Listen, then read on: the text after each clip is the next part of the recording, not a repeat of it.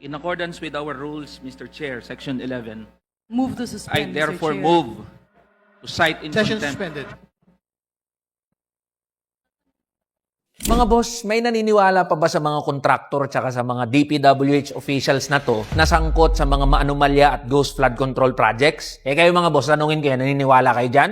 Ako mga boss, sa totoo lang, buwisit ako. Kasi alam naman natin, di nila kaya mag-isa yan. May mga kasabwat yan ng mga politiko. Keso mapa-congressman o mapa-senador. At ang pinakamalaking problema dito mga boss, sa halip na may makulong, yung mga kwento, pahaba ng pahaba, at paikot ng paikot. Isipin nyo to mga boss ha, may napangalanan, di naman pinatawag. May binigay na listahan, di naman kumpleto. May mga sinasangkot na public officials, mga congressman, mga politiko. Anong nangyayari? Anong ginagawa ng gobyerno? Yang ombudsman, bakit walang nakakasuhan? Kagaya nito ni Diskaya, umamin na nga siya na meron siyang mga kasabwat na mga politiko, na meron siyang kickback o SOP na natatanggap. Anong nangyayari? O di pagkatapos ng hearing, makakauwi pa rin yan, makakatulog. Di ba walang napapanagot? Alam naman ng mga tao, ng mga manggagawa at ordinaryong Pilipino na merong sangkot dito ng mga politiko. Tanga lang ang maniniwala na wala siyang kasabwat. At alam naman ng mga tao na meron pa yan doon sa listahan niya ng mga dagdag na mga politiko. Pero hindi niya sinasabi. Kaya tayo nag-move to cite in contempt yang si Diskaya. Kasi paikot-ikot lang, naglolokohan, nagagaguhan lang tayo doon sa investigasyon. Alam naman ng lahat. Ang gusto natin, paaminin siya,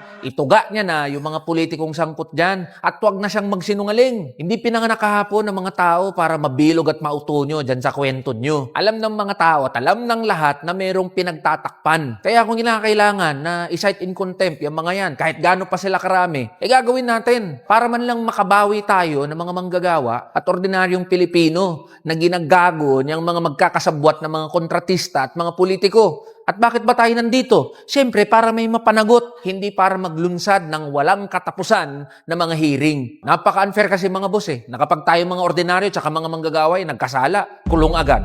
Wala nang litis-litis, wala nang hearing-hearing, diretso dun sa kulungan. Pero pag mga mayayaman at makapangyarihan, eto, sandamukal na mga hearing, sandamukal na investigasyon, tapos wala namang mapapanagot. Kaya ang gusto natin, may gumulong ang ulo, may makulong mula dito sa kagaguhan ng maanumalya at mga ghost flood control projects. Kaya mga boss, pakiusap ko sa inyo, wag nating tigilan na mag-ingay. Kasi kapag tumigil tayo na mag-ingay, at makakalimutan nating lahat to. Pag nakalimutan natin to, walang mapapanagot, walang makukulong. So yun lang mga boss, laban lang tayo.